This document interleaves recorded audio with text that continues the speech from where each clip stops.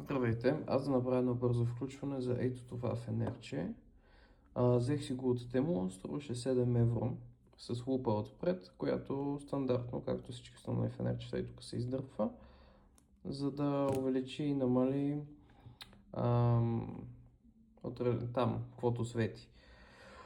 Иначе с Type-C ето тук се зарежда, с сменяема батерия е. Може да си използвате батерията, която е с фенерчето, или да си сложите 3 пъти А батерия. Водоустойчиво е от двете страни от тук и е от тук, където се отваря фенерчето. Тук при лупата се отваря. Има опръстени, за да не влиза вода. И общо взето голямо е колкото малко по-голямо от една запалка. Седи ми в джоба от може би 2 седмици насам и съм адски доволен. Ето това е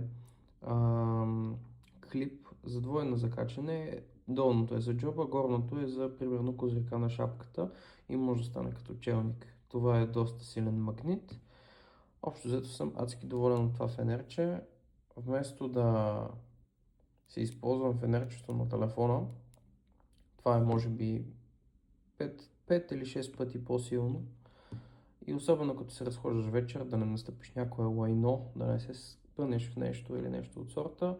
Или пък като погледнеш нещо по колата, отвориш капака, залепиш го с магнита за капака отгоре, ако е метален капак, разбира се.